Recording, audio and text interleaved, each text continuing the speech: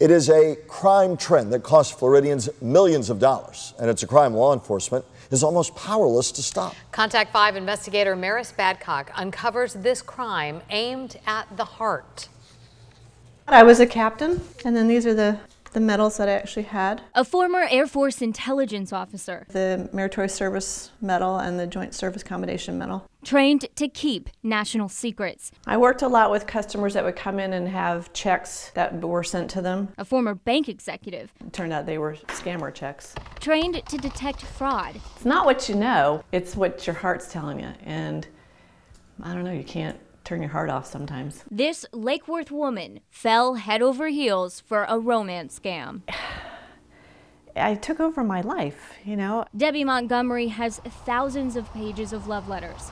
It was wonderful. I thought I was keeping family history.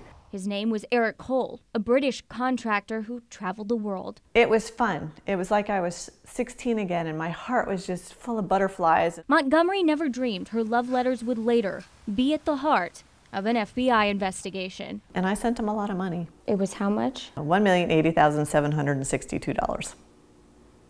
That's a lot of money. That's actually not the first seven-figure loss that I've heard of. According to the FBI, Americans lost more than $1.3 billion in scams in 2016. It's very much like a business. There are bigger operations that are almost call center-like, where you have individuals in rows and lines of computer monitors that are doing nothing but, sending out these messages in hopes for a response and a reply. Lonely after her husband's death, 52-year-old Montgomery joined a faith-based dating site where she matched with Cole.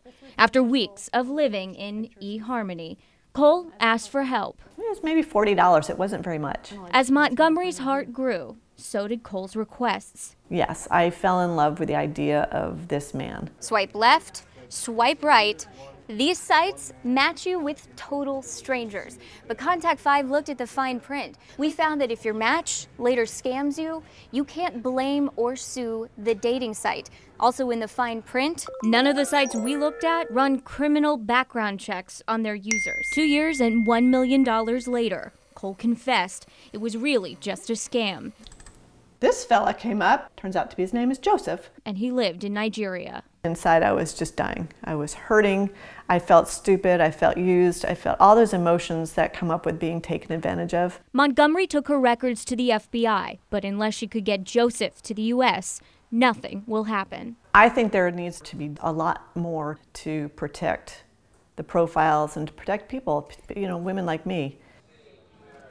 Match.com is the most popular dating site with 23.5 million users. And if you think $1.3 billion is a lot of money for Americans to lose to scammers, one U.S. attorney thinks only 1 in 6 victims ever report their losses to law enforcement. Tomorrow, I talked to a private investigator and the FBI about how to protect yourself from falling for a romance scam. Live in the newsroom, I'm Maris Badcock, WPTV News Channel 5.